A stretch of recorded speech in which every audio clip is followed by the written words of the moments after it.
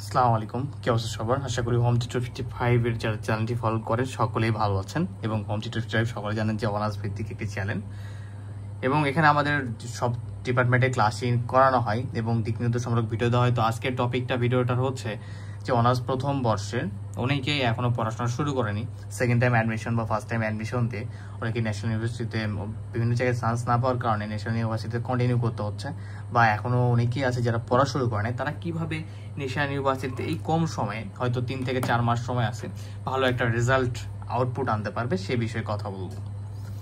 আমি home tutor 55 থেকে তোমাদের সোহান ভাইয়া, এবং তোমরা চাইলেই আগে বলে নিই যে তোমরা চাইলে 01767351308 এই নাম্বারে নক দিয়ে তোমাদের পেইড ক্লাসগুলো, বিশেষ করে সায়েন্স বিভাগের যেসব ডিপার্টমেন্ট রয়েছে, math, chemistry, physics, botany, geology, এই ডিপার্টমেন্ট স্টুডেন্টরা, স্ট্যাটিস্টিক ডিপার্টমেন্ট স্টুডেন্টরা আমাদের ক্লাসগুলো পারচেস করতে পারবে না। এখন বলি প্রথম প্রবলেম, ভাইয়া পড়াশোনা এখনো শুরু করিনি। হ্যাঁ, পড়াশোনা তুমি শুরু করনি, এর কারণ কয়েকটা থাকতে পারে।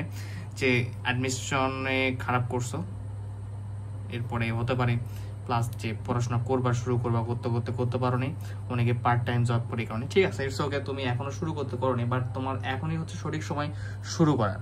ঠিক আছে, এখনই সঠিক সময় শুরু করার, আর 1 মিনিটও দেরি না করে এই ভিডিও দেখার পর থেকে তোমার পড়তে বসতে হবে।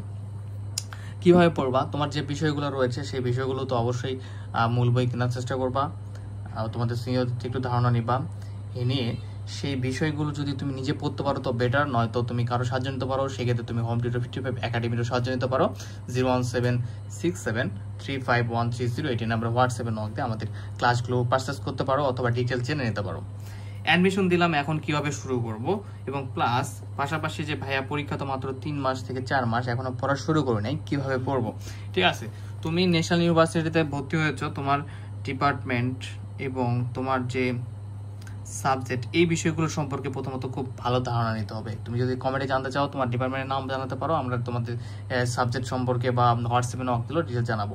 প্লাস এখন তুমি মেইনলি আগে বইগুলো নিবা, এরপরে তুমি 2 নাম্বার ইম্পর্টেন্ট চ্যাপ্টারগুলো সিলেক্ট করবা, এবং ইম্পর্টেন্ট চ্যাপ্টারগুলো সিলেক্ট করতে তোমাকে সাহায্য করবে হোম টিউটর 55। নেক্সট 3 নাম্বার হচ্ছে ইম্পর্টেন্ট চ্যাপ্টারগুলোর ইম্পর্টেন্ট বেসিক সহকারে ইম্পর্টেন্ট ম্যাথগুলো প্রথমে সলভ করবা।